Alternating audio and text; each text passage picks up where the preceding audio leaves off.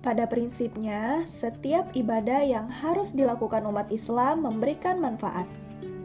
Pada saat yang sama, tidak ada ibadah yang membebankan kepada umat, termasuk dalam menjalankan ibadah puasa di bulan Ramadan. Di antara pertanyaan yang muncul adalah, bagaimana dengan perempuan yang sedang hamil dan menyusui? Apakah ia tergolong orang yang mendapatkan keringanan atau rukhsah untuk tidak berpuasa? Sebelumnya, patut dipahami bahwa perempuan yang sedang hamil dan menyusui memiliki ketentuan yang sama dengan orang yang sakit dalam hal boleh tidaknya meninggalkan puasa. Tidak selamanya perempuan hamil dan menyusui wajib berpuasa, dan juga tidak selamanya perempuan hamil dan menyusui boleh meninggalkan kewajiban puasanya. Hal ini tergantung pada kondisi kesehatan dari perempuan tersebut dan dugaan kuat akan berdampak buruk yang akan terjadi. Dalam mazhab Syafi'i yang termuat di kitab Gayah At-Taqrib karya Ahmad bin Al-Husain Al-Syafi'i, perempuan hamil dan perempuan yang menyusui, jika mereka merasa khawatir akan dirinya sendiri, boleh berbuka dan diwajibkan bagi keduanya untuk mengqadha. Jika keduanya khawatir akan terganggunya tumbuh kembang buah hatinya, maka boleh berbuka puasa dan wajib mengqadha serta membayar kafarat untuk tiap hari 1 mud. Sedangkan dalam mazhab Hambali diterangkan di kitab Aqsyarul Muqtasyarat karya Muhammad bin Badruddin Al-Hambali bahwa jika perempuan hamil dan menyusui tidak berpuasa karena merasa khawatir akan dirinya sendiri, maka wajib mengqadha.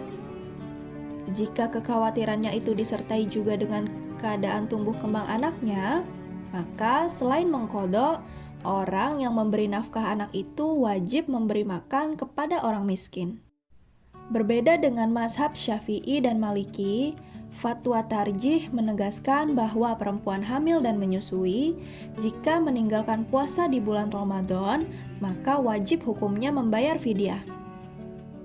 Alasannya agar tidak memberatkan para perempuan hamil dan menyusui, tertera di Quran Surah Al-Hajj ayat 78, dan teknis pelaksanaannya bersifat memudahkan. Quran Surah Al-Baqarah ayat 185. Wujud fidyah yang dapat dikeluarkan dapat berupa pertama, makanan siap saji, dan yang kedua, bahan pangan. Keterangan ini dipahami dari makna umum, kata to'am atau makanan yang terdapat dalam Quran Surah Al-Baqarah ayat 184.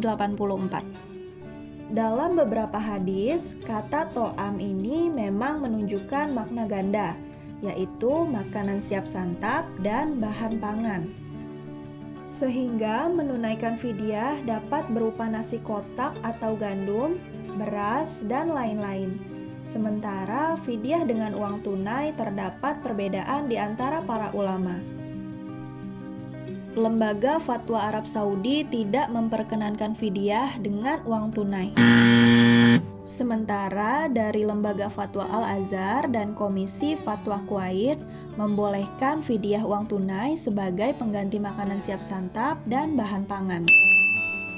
Fatwa tarjih dengan memperhatikan dan mempertimbangkan aspek sifat liquid dari uang sendiri yang lebih bisa leluasa dimanfaatkan orang miskin, maka boleh pembayaran fidyah dengan uang.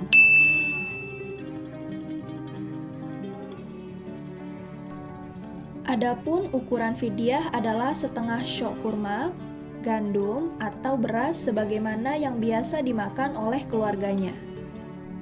Sedangkan ukuran 1 syok adalah sekitar 2,5 atau 3 kg. Jika kita ambil 1 syok adalah 3 kg, untuk kehati-hatian, berarti ukuran fidyah adalah sekitar 1,5 kg.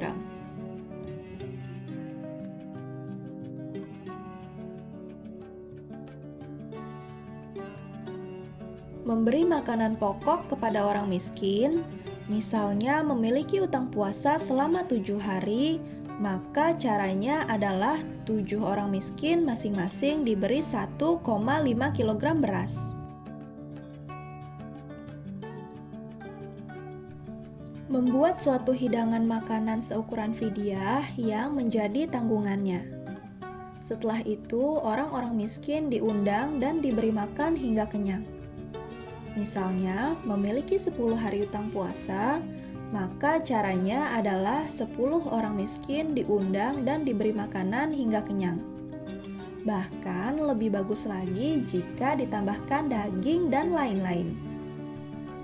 Setelah mengetahui dari ukuran dalam membayar fidyah di atas, dapat disimpulkan bahwa pembayaran fidyah adalah seporsi makanan matang atau pokok yang bisa membuat satu orang fakir miskin kenyang.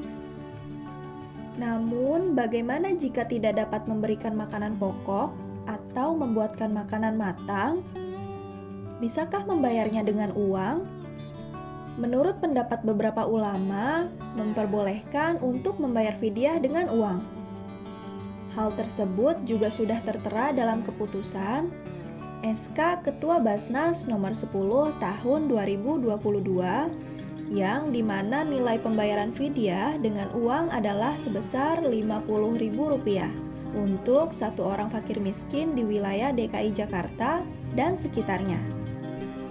Nah, itu dia penjelasan mengenai bagaimana tata cara menunaikan fidyah bagi ibu hamil dan menyusui.